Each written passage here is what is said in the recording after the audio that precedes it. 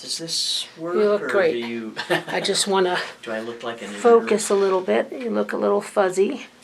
We don't want you to be fuzzy. And let me know too if you want me closer to the desk or back a little bit. No, I think so you're that- pretty good. Of course, it'd be best if I could see. That doesn't come down from the top, does it? No. Oh, the... Yeah. No, I'm sorry. That's all right. It is what it is. I think it'll be okay. We'll see where we go. So if you would just introduce yourself. Okay. Am I starting now? You're on. Okay. We're rolling. So I am Brad Worrell. I am the founding editor of RV Pro, which officially launched in April of 2005. So we'll be celebrating our 15th anniversary soon. And so now I serve as the editor-in-chief of RV Pro, and I oversee a 2-person editorial staff as well as 24 freelance photographers and writers. Thank you so much. One of the first things that I would like us to talk about is, what is a trade magazine? Why does RV Pro exist? Well, so unlike a general interest publication, we serve a very targeted audience. Primarily, our audience is RV dealers, but we do also serve RV manufacturers, RV suppliers, distributors, and a little bit on campgrounds. So it's a very select audience, and what we're attempting to do is give them the best possible information about the latest developments in the industry. A big focus for us is for our dealer audience, is in sharing best business practices. So, and we do that through a variety of things. We do it by highlighting dealers that are standouts in their particular field, and we do that by the guest columnists we do that are expertise in areas like marketing, merchandising, public relations, really all kinds of fields. And just for those readers who maybe grew up outside of the United States, RV stands for recreational vehicle. If you're in the UK, that's a caravan. Yes, that's true. So tell us a little bit about what a day looks like for the editor of this particular publication. Yeah. And I would say every day is different for me. It kind of depends what day in the month things fall, because some days I'm interviewing sources, some days I'm writing, some days I'm preparing materials for my art director. Some days after I've handed off materials to my art director, I'm conducting first and second proofs of materials before the issue is shipped off to the printer. You know, I would say a big thing for me is that maybe people wouldn't expect, but a big part of my responsibility is project management, just keeping everything on course, which I do by conferring with our in-house writers and our freelance writers and photographers, just to make sure that they're keeping pace with their articles to get everything that we'll need by publication date.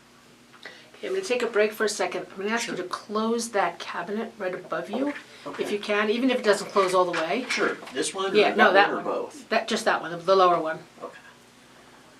Yeah, that's kind of my junk pile. Yeah, it's just a little tiny bit distracting. Perfect. Okay. Yeah, that'll be great. Okay, and we're back. So, you mentioned to working with writers. Yes. Obviously, working with writers includes editing.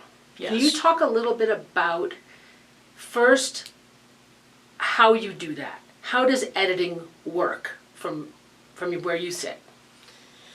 Well, there are a number of elements involved. Obviously, the first thing is just checking it for typos, grammar, other issues. Beyond that, a big part is making sure that the article has the relevant information that we need. So I might need you to redo this one. That's okay. You can start again. Yeah. No problem. Take Okay. 2. So, So editing. so editing. So the first part in the process starts with simply checking it for grammar and style.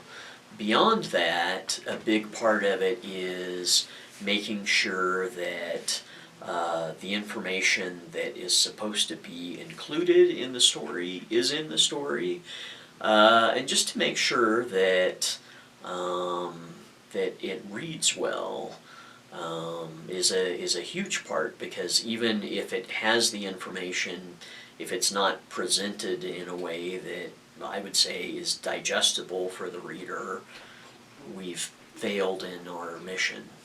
You mentioned style. Students are familiar with AP style, and some are familiar with Chicago and various other ones. Talk a little bit about your in-house style guide, what that is, Yeah, and how detailed it might be, and what's yours like. yeah. So we do use Associated Press as our, I would say, overlaying style. However, beyond that, we do have a fairly short 2-page in-house style guide, and basically that just covers things like the fact that recreational vehicle is abbreviated as RV, certain terminology that we use, that we're doing it in a consistent way, things that just help make the content more understandable to the readers. That makes sense. You mentioned working with your art director Yes. and proofing. Yes. Can you talk a little bit about that process? So there is a hope you'll start again. Oh, So take 2. yeah, so it's at least a 2-part process, and maybe even a 3-part process, because I like to think that there is a fairly extensive proofing of any materials that we get, features, guest columnists, things like that, once we receive it and before it's handed off to the art director. And then after the art director has had a chance to design the pages, there is another 2-part process. There is a first proof process that is pretty intensive, just making sure that the information again is correct, that it's laid out well on the page. That is a fairly intensive process. I'll probably spend an hour and a half to 2 hours or more for each individual feature. Once I get those back to the art director, she then gets me a second proof, which incorporates the changes that I've asked for, and then she gives me the first proof back. And the second proof is really just to make sure that all of the changes that were asked for on the first proof were correctly applied to the second proof. Well, that makes a lot of sense. You also talk a little bit about, you mentioned, take two of this question. The publication, because it comes out monthly, is mostly feature driven, as opposed Yes. to breaking news. Yes. Can you just talk a little bit about what makes a feature story and how that's different from a hard news story? You know, they do overlap in various areas. What I would say is that for us, a feature story tends to be a little bit more timeless. It's not focused quite as much on addressing the who, what, when, where, why, particularly up front with the article as a hard news story will be. And, you know, the other difference, at least for us and for a magazine versus online or for a newspaper, is I would say we have more space with a feature article to tell a story. For us, and it depends, for each feature is unique, but it's not unusual for us for a feature to run anywhere between 1,600 and 2,200 words. And so on a page, you know, can go anywhere from probably 4 pages on the small side to upwards of, you know, 8, maybe even 10 pages for a long feature. Thanks. Would you also explain what a sidebar is? A sidebar is just a way to break out a little bit of information in a story and make it in a more digestible kind of self-encapsulated form. It can cover something. We will use sidebars. So, if you could explain what a sidebar is, that would be great. Okay. In a nutshell, a sidebar is just an opportunity to break out a little bit of information that's self-contained, and it's just a chance, well, okay, hopefully we'll do another take on this.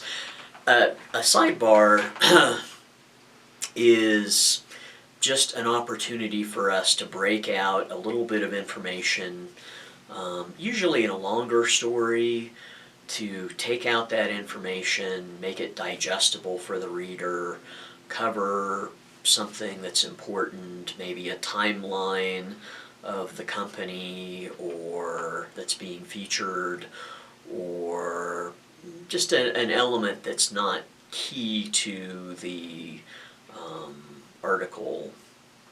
Oh, that's not, I don't know if that's what I want to say, but Okay, we can come back to it if you want. yeah. But that's fine. The other really important thing I wanted to ask you about was interviewing. What kind of tips and suggestions can you give to people who are new at that? Yeah. First of all, I think the most important thing is do your research. If you're doing a company, get online and read articles about the company to understand them. If it's an individual, do a search on them and find out what you can. I think the most important thing is to go into the interview with a good sense of the questions that you want to ask.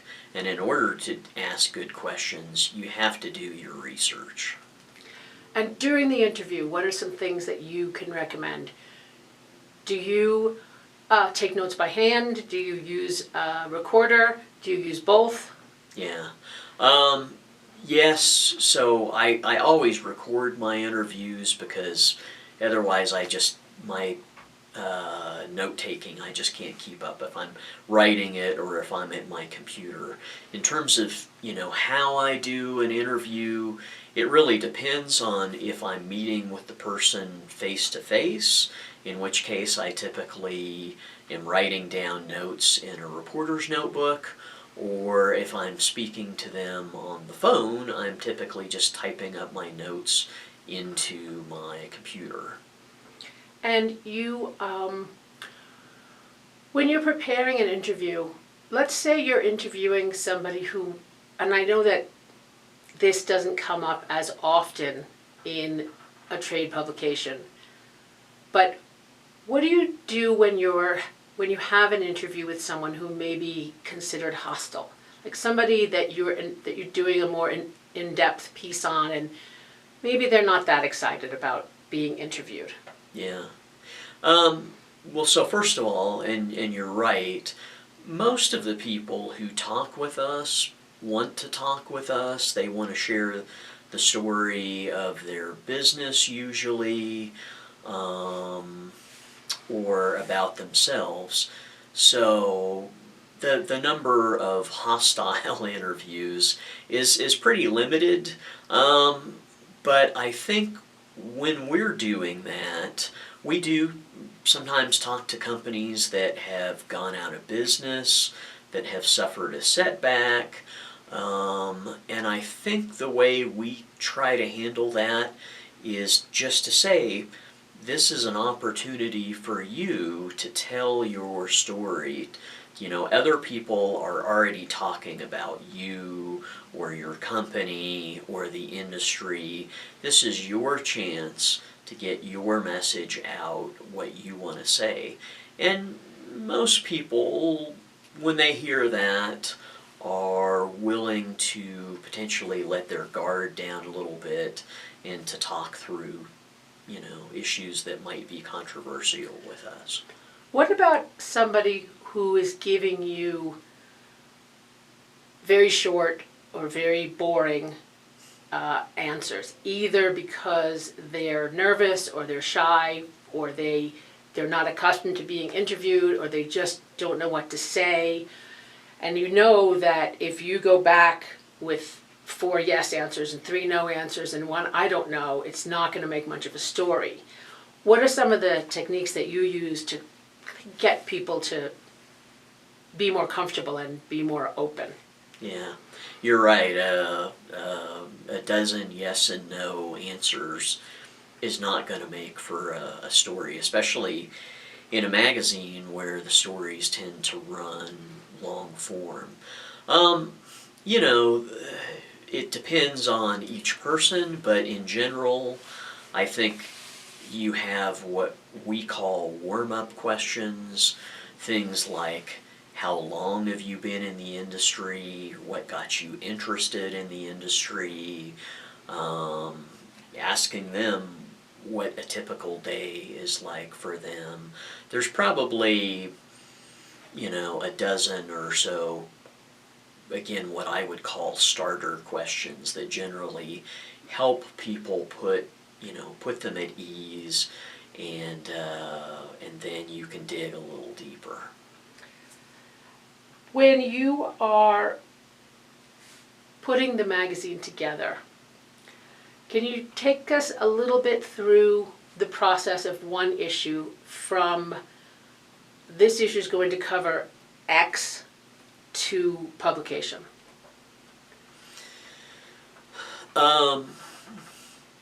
Like how exactly? I'm thinking, what's involved in putting out the magazine? I mean, first you decide the theme of the publication, and then you assign writers, and Right. okay. So I'll ask the question again, so we can start again. Okay. So, can you take us through the life cycle of one issue, from start to publish? Yeah. So our issues, just as informative, typically run anywhere between 80 pages and as much as 176 pages. So the size and the number of stories that are required can vary greatly from issue to issue. However, the steps that you take generally are the same no matter the size of the magazine. So at the start, it's definitely identifying any themes that are covered in an issue. We have an issue that celebrates our July issue, Made in American. Yeah, let me start over. I kind of tripped on that. So with our magazine, most but not all of the issues have a theme. It can be for July, Made in the USA. Our August issue recognizes women in business. September is a preview issue to our biggest trade show of the year, and our January issue is a guide directory issue. So we're always looking for what feature content and what columnist are going to be a good fit for that issue. So it's a matter of deciding what companies are a good match for the issue, potentially what dealer is a good match, and again with our columnist, who we think has the needed expertise on whatever topic, whether it's marketing, merchandising, retailing strategies, internet strategies, just whatever the area of expertise is. Just securing those people and then reaching out to the respective freelancers, giving them the contact information, the scope of the story, and telling them what the deadline is, and then usually there's a follow-up process just to make sure that they're following through with things like we want them to. Great, and then you go through the editing process, as you said earlier, and the proofing and all of that, Right. and then it goes out. Your publication is mailed to your subscribers, right? It is. Now I'll say, so there is a print magazine that's mailed. We do also produce a digital and online version of the magazine, and about 75% of our readers want a print magazine, and about the remaining 25% actually just view the magazine online digitally. And I imagine those numbers are changing with time.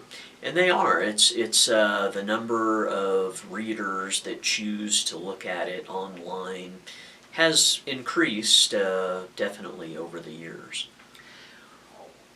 When you are considering a story,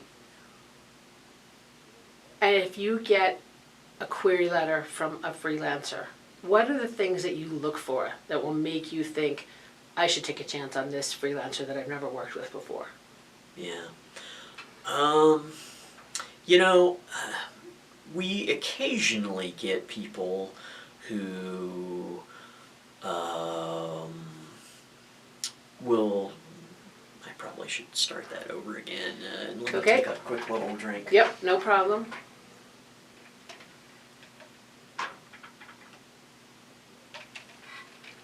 Okay, I'll ask the question again so we don't have to do too much splicing.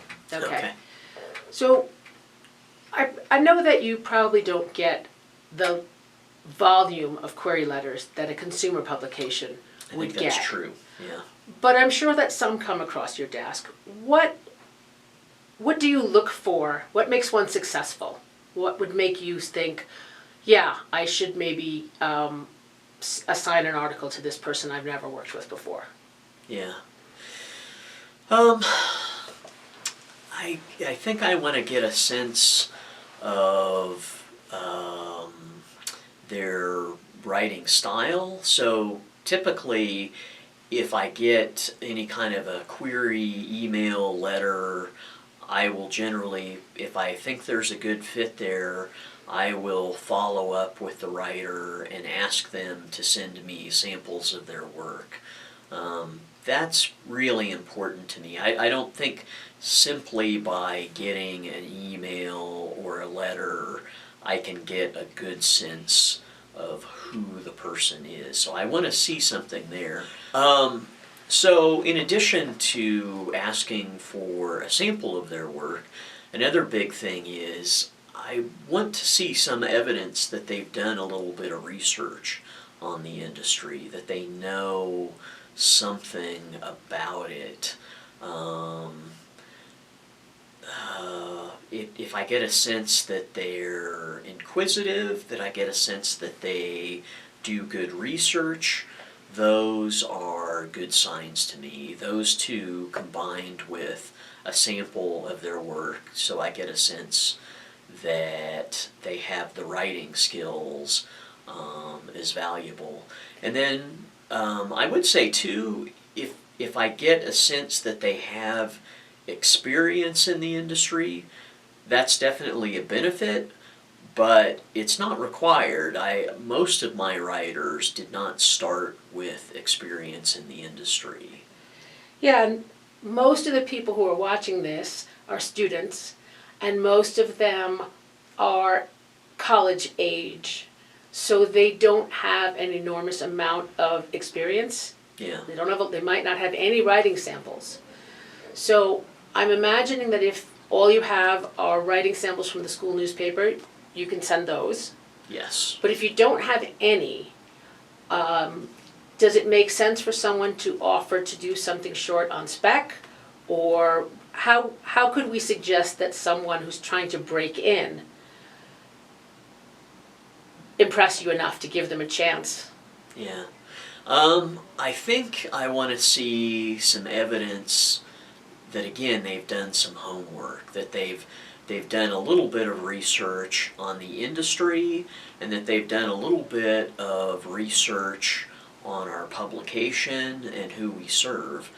You know, the other thing that I would say that is really important is I'm going to look it over, and if I see typos, if I see grammar issues, that's generally a pretty big disqualifier, because writing is the job.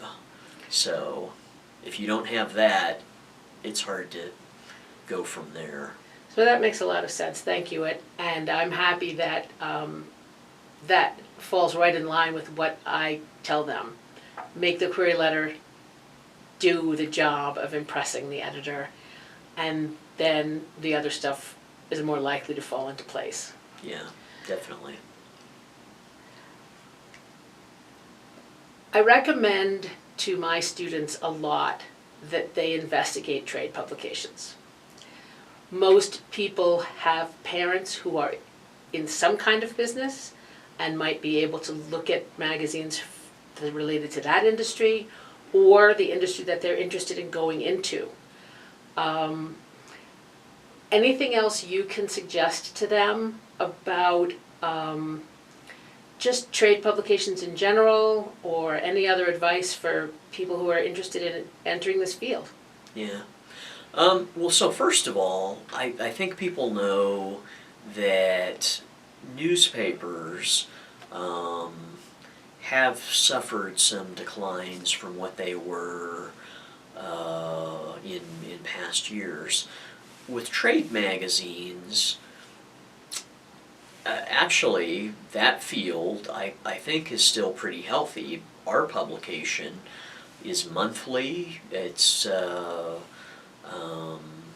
again, it's between 80 and 176 pages per issue.